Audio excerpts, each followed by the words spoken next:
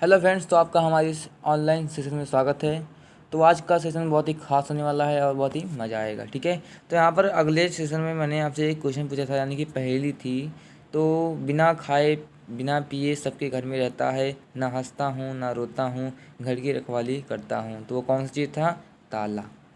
ठीक है, वो ताला खाता भी नहीं है और घर में रहता है और ना हंसता है ना रोता है, लेकिन वो घर की रखवाली करता है। तो सही आंसर क्या हो गया? हमारा ताला हो गया।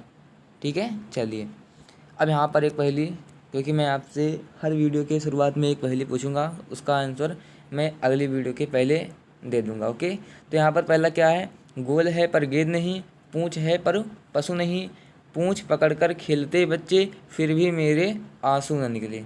तो ये है पहेली, और इसका आंसर अगर आपको पता है तो सीधे नीचे कमेंट में लिखिए, ताकि मैं देख रहा हूँ। ठीक है, सबका कमेंट में देखता हूँ। और एक बात, अगर यहाँ पर मनोरंजन की बात अगर बाद में रखी जाए, अलग रख दिया जाए, तो यहाँ पर बात करते हैं पढ़ाई की। ओके, चलिए। तो यहाँ पर मैं सबसे पहले आपको एक सूचना बता दूँ कि जो भी मैं टॉपिक आपको पढ़ाऊँ, वो अगर उससे संबंधित आपको कोई भी दिक्कत हो, कोई भी प्रॉब्लम हो, तो आप कमेंट में लिख सकते हैं, कमेंट में लिख सकते हैं। या आप अगर जितना अच्छे से तरीके से कमेंट में लिखेंगे, जितना अच्छे तरीके से क्वेश्चन, जितना अच्छा क्वेश्चन रहेगा, जितना इम्पॉर्टेंट क्वेश्चन रहेगा, तो वो मैं क्वेश्चन का हल आपको वीडियो बना कर दूंगा। और मैं उस वीडियो में आपका नाम भी लूँगा कि इन्होंने क्वेश्चन पूछा था और ये इम्पॉर्टेंट क्वेश्चन है, ये है। ठीक है, चलिए। तो फिलहाल अगर आप अपना नाम वीडियो में सुनना चाहते हैं, तो आप नीचे कमेंट कीजिए अच्छे अच्छे क्वेश्चन का, जो मैं टॉपिक पढ़ा उसी से रिलेटेड हो। ठीक है, आगे का टॉपिक ना पूछिए, पीछे का पूछ सकते हैं, जैसे कि बेमीय सूत्र हो गया और सदिश मापन मात्रक हो गया, उससे संबंधित आप पूछ सकते हैं। पीछे से आप चाहे यहाँ से पूछ लीजिए, तो वो सही रहेगा। लेकिन अगर आप आगे का पूछेंगे तो वो आपके लिए अभी पहुँचे नहीं है, तो उसे मैं बता नहीं सकता हूँ। ठीक है, चलिए। तो जब वहाँ पर पहुँचेंगे तब आप उससे रिलेटेड पूछ सकते हैं। ओके, चलिए। तो चलिए हम अपने आगे का टॉपिक क्लियर करते हैं। तो कल जो वीडियो आई थी, शायद मैंने आपको वीडियो नहीं दी थी, क्योंकि मैथमेटिक्स की आपकी वीडियो प्रोवाइड करवाई गई थी। तो परसों जो पढ़ाया गया था, आपका क्या पढ़ाया गया था? त्वरण और मंदन में अंतर। त्वरण और मंदन में अंतर किसको किसको पता है? त्वरण और मंदन में अंतर किसको किसको पता है? कमेंट कीजिए जल्दी, मैं इंतजार कर रहा हूँ, कमेंट को देख रहा हूँ पूरा। त्वरण और मंदन में अंतर किसको पता है? जल्दी कमेंट कीजिए, मैं समय दे रहा हूँ आपको, ताकि पता चले कि आप पढ़ाई कर रहे हैं कि नहीं कर रहे हैं। अगर जिसने भी उत्तर दिया होगा तो वो बधाई का पात्र है और वह पढ़ाई कर रहा है। ओके, चलिए। तो वहाँ पर त्वरण और मंदन में क्या अंतर है? जल्दी से कमेंट में आंसर कीजिए। ओके, मैं कमेंट देख रहा हूँ। चलिए, तो यहाँ पर मैं आपको बता देता हूँ। सही है, ठीक है। तो त्वरण और मंदन, त्वरण क्या होता है? ये भी वेग परिवर्तन है, वे भी वेग परिवर्तन है, और मंदन भी वेग परिवर्तन के कारण होता है। मंदन भी क्या होता है? वेग परिवर्तन के कारण होता है। लेकिन आप क्या कहेंगे त्वरण और मंदन में अंतर है कि जो त्वरण होता है वह वेग परिवर्तन के आधिक्य के कारण होता है, यानी कि वेग बढ़ रहा है। परिवर्तन किस रूप में हो रहा है? अधिक के रूप में हो रहा है, कि वेग कम से ज़्यादा हो रहा है, तो उसमें वेग में परिवर्तन हुआ, और ये क्या कहलाएगा? हमारा त्वरण कहलाएगा। जबकि मंदन क्या होता है कि वेग ज़्यादा से कम हो रहा है, मतलब वेग परिवर्तन तो हो रहा है लेकिन ज़्यादा से कम की ओर हो रहा है, तो ये वो क्या होगा? हमारा मंदन हो जाएगा। ओके, क्लियर हो गया? चलिए, इतना बातें क्लियर हो गई। चलिए, तो अब आता है हमारा सरल रेखा का ग्राफीय निरूपण। सरल रेखा का ग्राफीय निरूपण लिख दे रहा हूँ मैं। सरल रेखा का ग्राफीय निरूपण, ग्राफीय निरूपण। ओके, सरल रेखा गति लिख दो। सरल रेखीय गति यानी कि एक समान गति। सरल रेखा गति का ग्राफीय निरूपण, इसके बारे में हमें पूरा पढ़ना है। ओके, तो शुरू करें। तो यहाँ पर सरल रेखा गति का बहुत ही ग्राफ है, पर केवल हमारे सिलेबस में दो ही हैं। ओके, केवल दो ही ग्राफ हमें पढ़ने हैं। पहला क्या है हमारा? विस्थापन समय ग्राफ, पहला क्या है विस्थापन समय ग्राफ, दूसरा क्या है वेग समय ग्राफ, वेग समय ग्राफ। ओके, यहाँ पर पहले मैं इसका थोड़ा सा डिफिनेशन यानी कि थोड़ा सा इंट्रोडक्शन दे देता हूँ कि विस्थापन समय ग्राफ क्या। देखिए यहाँ पर विस्थापन क्या है, मतलब जब हम किसी गति में हुए विस्थापन को समय के सापेक्ष गणना करें तो उसे हम क्या कहते हैं विस्थापन समय ग्राफ। और जब हम किसी वेग की गणना समय के सापेक्ष करें तो वो क्या कहलाता है हमारा वेग समय ग्राफ कहलाता है। ओके, क्लियर हो गया, शब्द से स्पष्ट है। विस्थापन का मापन समय के सापेक्ष, वेग समय क्या हो गया वेग का मापन समय के सापेक्ष। ओके, चलिए अब सबसे पहले हम क्या पढ़ेंगे विस्थापन समय ग्राफ। ओके, तैयार हैं आप सब? चलिए शुरू करने से मैं आपको बता दूं कि जो ये ग्राफ है केवल आप समझिए, रटिए मानना उसे, केवल समझिए कि क्या हो रहा है कैसे हो रहा है, क्योंकि इसमें रटने वाली कोई चीज़ है नहीं कि इसमें कोई सवाल है, इसमें सवाल नहीं होता। ओके, यहाँ पर जो भी न्यूमेरिकल होगा वो नहीं होगा, इसी के आधार पर पहले आप इसको समझ लीजिए, क्योंकि इसी से रिलेटेड न्यूमेरिकल्स पूछे जाते हैं कि आपको ग्राफ दे दिया जाएगा कि आप बताइए कि इसकी चाल कितना है, दूरी कितना तय किया, तो उसी के हिसाब से आपको ये बताया जाएगा। ओके, तो सबसे पहले आप ग्राफ को अच्छी तरीके से समझ लीजिए। तो यहाँ पर मैं आपको एक फिगर दिखाऊंगा तो उसी के बारे में मैं आपको बताऊंगा, ज़्यादा कुछ अलग नहीं बताऊंगा, जो फिगर में होगा उसी को ही बताऊंगा। तो सबसे पहले आप फिगर को अच्छी तरीके से समझ लीजिए। ओके फाइन, चलिए अब यहाँ पर हमने ग्राफ खींचना है तो हमने एक एक्स एक्सिस ले लिया और एक वाई अक्ष, एक्सिस माने क्या होता है अक्ष होता है, हमने एक एक्स अक्ष लिया और एक वाई अक्ष लिया। और एक्स अक्ष क्या बता रहा है समय का मापन कर रहा है, और जो वाई एक्सिस है वह विस्थापन का मापन कर रहा है। इतना क्लियर हो गया? जो एक्स एक्सिस है यानी कि एक्स अक्ष है वह समय का मापन कर रहा है, और जो वाई अक्ष है वह विस्थापन को मापन कर रहा है यानी कि विस्थापन को प्रदर्शित कर रहा है। ओके, चलिए तो ये मान लीजिए विस्थापन है। ओके, तो देखिए आप मान लीजिए ये बिंदु जहाँ पर ये सीधी रेखा खींची गई है, सीधी रेखा यानी यहाँ खींची गई है, तो यहाँ पर मान लीजिए कोई वस्तु ए है। ओके, ए है, और जो ए है उसका ये जो लाइन दिख रहा है वह विस्थापन को प्रदर्शित कर रहा है। किसको प्रदर्शित कर रहा है? वो विस्थापन को। तो आप देख रहे हैं अगर हम जैसे जैसे समय को बढ़ाते जाएं, ये मान लीजिए समय यहाँ पर, एक समय यहाँ से मैं ये समय रुकिए, एक समय यहाँ पर, एक समय यहाँ पर, एक समय यहाँ पर, देखिए समय परिवर्तित हो रहा है, समय परिवर्तित हो रहा है, लेकिन उसके विस्थापन, उसमें कोई विस्थापन नहीं हो रहा है।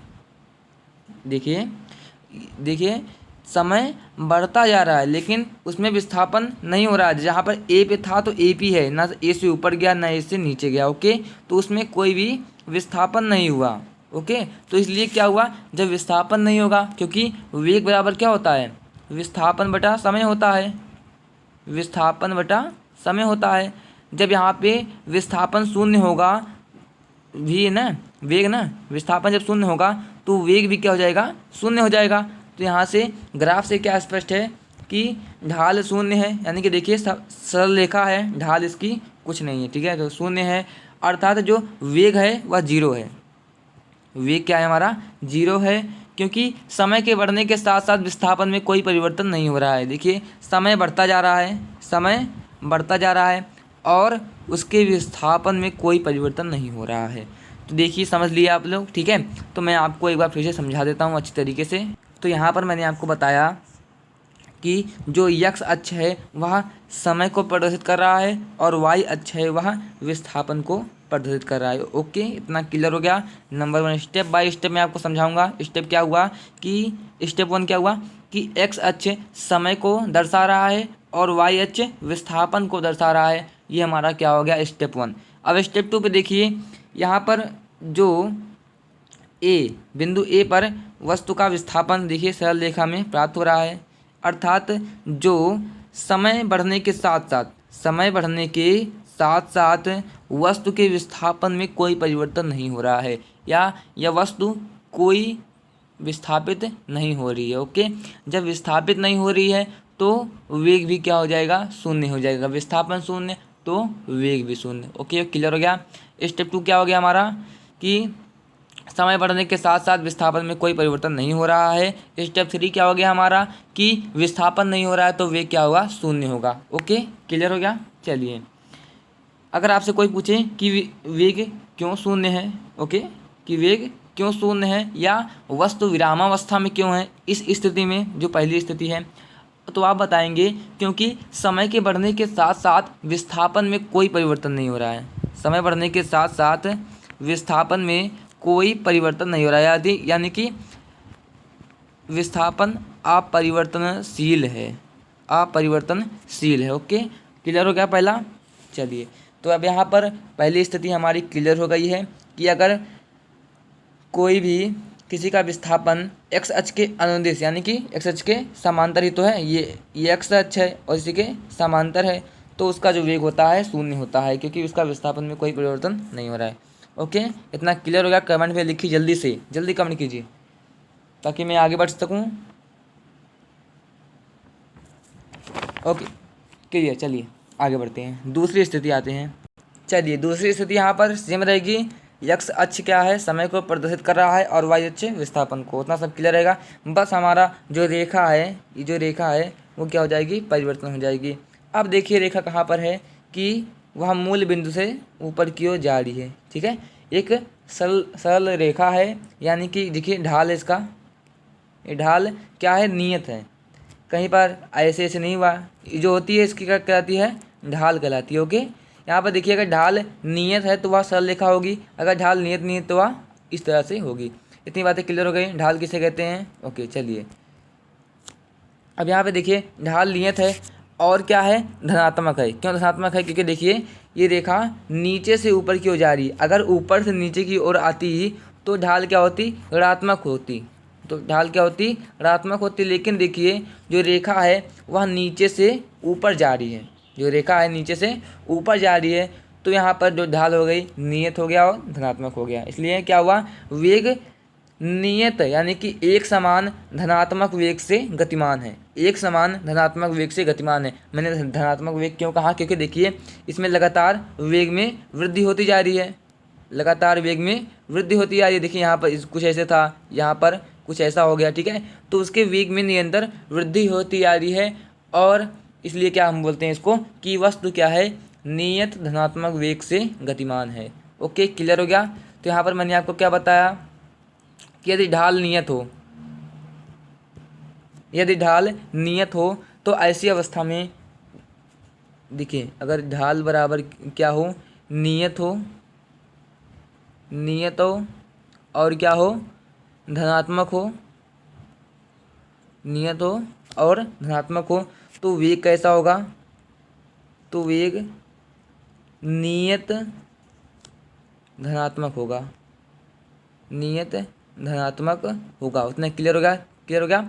अगर ढाल नियत और धनात्मक है तो वेग भी क्या होगा, नियत धनात्मक वेग से है, मतलब कोई वस्तु नियत धनात्मक वेग से गतिमान है।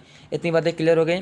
कमेंट में लिखिए जल्दी, आप एक्टिव रहिए। बस जैसे जैसे मैं आपको बता रहा हूँ, कमेंट बोलने कर रहा हूँ, तो आप सीधे कमेंट कीजिए अगर कोई भी दिक्कत हो तो। ओके, चलिए, ना भी हो तभी कर सकते हो। ओके, कोई दिक्कत नहीं है, कोई रोक टोक नहीं। ओके, चलिए अब आती है हमारी तीसरी स्थिति। कुल यहाँ पर 6 स्थितियाँ हैं, हम लोग को तीसरी पढ़नी है।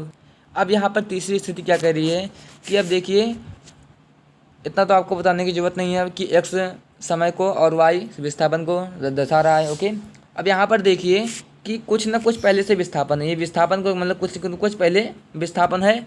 ओके, कि जो वस्तु में पहले से ही कुछ ना कुछ विस्थापन है, और इसका मतलब मैंने आपको पहले ही बता दिया कि देखिए नीचे से ऊपर की ओर जा रहा है, यानी कि धनात्मक होगा, ढाल क्या होगा, धनात्मक होगा। और चूंकि सरल रेखा है तो ढाल क्या होगा, नियत होगा।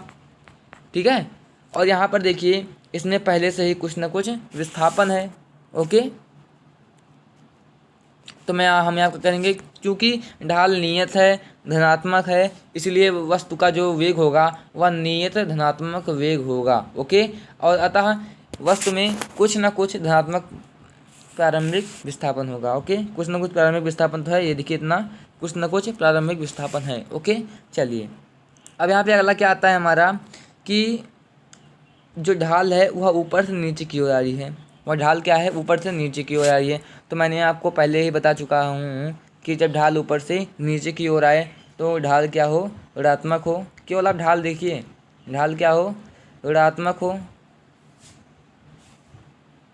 ठीक है। और नियत है, सरल रेखा है इसलिए नियत होगा, ठीक। तो यहाँ पर वेग किस प्रकार का हो जाएगा, नियत ऋणात्मक वेग हो, ये वेग हो जाएगा, ओके। नियत ऋणात्मक वेग हो जाएगा, ओके। तो चूँकि ढाल ऋणात्मक या अथवा नियत है तो वेग कैसा हो जाएगा हमारा, नियत ऋणात्मक वेग हो जाएगा। बातें क्लियर हो गई, चलिए अब आगे बढ़ते हैं। अब यहाँ पे अगला आता है, देखिए अब पहले हम ढाल लिखेंगे, रुकिए क्या हो गया, चलिए पहले हम ढाल के बारे में चर्चा करेंगे, क्योंकि वेग विस्थापन समय में क्या होता है, ढाल ही उसकी देखी जाती है, ओके। तो यहाँ पर ढाल देखिए कैसा है, ढाल यहाँ पर देखिए, ये देखिए भिन्न भिन्न बिंदु, इस बिंदु पर मान लीजिए, इस बिंदु पर देख लीजिए, इस बिंदु पर देख लीजिए, इस बिंदु पर देख लीजिए और इस बिंदु पर देख लीजिए। ढाल कैसी है, भिन्न भिन्न है, यानी कि अनियत है, यानी कि भिन्न भिन्न है। ढाल क्या है, भिन्न भिन्न है। तो वेग कैसा होगा, असमान वेग होगा, क्योंकि ढाल भिन्न भिन्न है तो वेग क्या होगा, असमान होगा, ओके। और वेग क्या है, सतत रूप से बढ़ रहा है, यानी कि लगातार वृद्धि कर रहा है, देखिए लगातार वृद्धि कर रहा है, ठीक है। तो वस्तु त्वरित गति से गति कर रहा है, ओके। तो यहाँ पर देखिए ढाल कैसा है, भिन्न भिन्न है, भिन्न भिन्न है। और वेग कैसा होगा, तो असमान वेग होगा, असमान वेग होगा। इतना क्लियर हो गया। ढाल भिन्न भिन्न है तो वेग भी क्या होगा, भिन्न भिन्न या असमान वेग होगा। इतना क्लियर हो गया। तो ये अगर आपको कहीं पर ऐसा ही इसी टाइप का अगर कोई ग्राफ मिले तो आप सीधे बता दीजिए वेग असमान है और ढाल क्या है, भिन्न भिन्न है, ओके। चूँकि ढाल भिन्न है इसलिए वेग क्या है, असमान है। क्लियर हो गया, चलिए अब यहाँ पे छठवां और लास्टवां जो लास्टवां बोल रहा हूँ, देखो लास्ट जो ग्राफ है वो इम्पोर्टेंट है, ठीक है। चलिए समझते हैं इसको। तो यहाँ पर देखिए आपको कुछ इस टाइप का शेप दिख रहा है, ओके। शेप नहीं, शेप, शेप मानी आकार, ओके। चलिए यहाँ पर आप देख रहे हैं कि ओ से या मूल बिंदु से ए तक, मूल बिंदु से ए तक ढाल क्या है, बढ़ रहा है, ठीक है। तो मतलब इसका वेग भी क्या बढ़ेगा, ओ से ए तक, ओ से ए तक, रुकिए एक मिनट, ओ से ए तक ढाल बढ़ रहा है, ओके। ओ से ए तक ढाल बढ़ रहा है, चित्र द्वारा स्पष्ट है, ग्राफ से स्पष्ट है, ओके। तो इसलिए वेग क्या होगा, वेग भी बढ़ रहा है, वेग भी बढ़ रहा है, ओके। तो अब यहाँ से अब देखिए ए से बी के बीच, ए से बी के बीच, ए से बी के बीच मतलब अगर हम ए से बी के बीच बात करते हैं तो ढाल कम हो रहा है, ए से ओ ए की तुलना में ढाल ए से बी में ढाल घट रहा है, घट रहा है, ओके। तो वेग भी क्या होगा, घटेगा, तो वेग भी घटेगा, ओके। अगर हम बिंदु बी पर बात करते हैं, बी पर ढाल क्या होगा, बी पर ढाल शून्य होगा, इसलिए वेग भी शून्य होगा।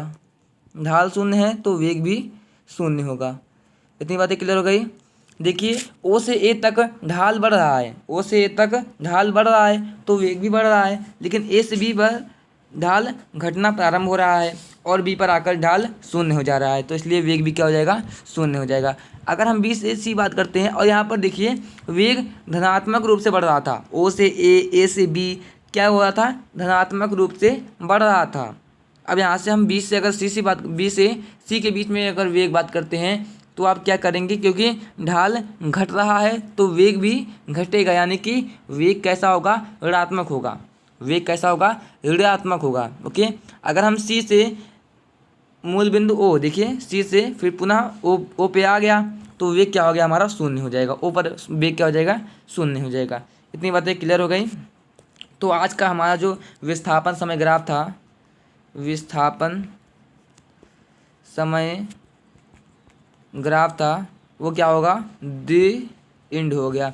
अब कल से हम क्या पढ़ेंगे, वीक समय ग्राफ। ओके, तो अगर इसमें कोई आपको दिक्कत हो तो आप सीधे कमेंट में लिख सकते हैं बिना किसी डरे। ओके, चलिए तो आज के लिए अलविदा। हाँ, तो आप कहे तो मैं आपको ये पहेली का उत्तर दे सकता हूँ। ओके, दे दूँ? कमेंट कीजिए जल्दी, कमेंट करिए तो मैं तुरंत दे दूँ अभी आंसर। चलिए रुका हूँ मैं आपके लिए, कमेंट कीजिए जल्दी। ओके ओके, चलिए मैं देता हूँ आपको आंसर, ठीक है। तो उसका आंसर है गुब्बारा। गोल है पर गेंद नहीं। गुब्बारा गोला होता है लेकिन गेंद नहीं होता। पूंछ है पर पशु नहीं। उसके पूंछ होते हैं, यानी कि धागे से बांधा जाता है वो पूंछ हो गई, लेकिन पशु नहीं है वो। पूंछ पकड़कर खेलते बच्चे, धागे को पकड़कर बच्चे खेलते हैं, फिर भी मेरे आंसू ना निकले उसके, तब भी आंसू नहीं निकलते। तो हमारा ऑप्शन क्या हो जाएगा, ये गुब्बारा सही। तो आपको कैसा लगा पहले आप इसमें कमेंट में भी कर सकते हैं, आपको जो क्वेश्चन आया उसको भी कमेंट में कर सकते हैं, आप सब चीज़ कमेंट में कर सकते हैं, आप उसके लिए स्वतंत्र हैं। ओके, चलिए टेक केयर, बाय, फाइन।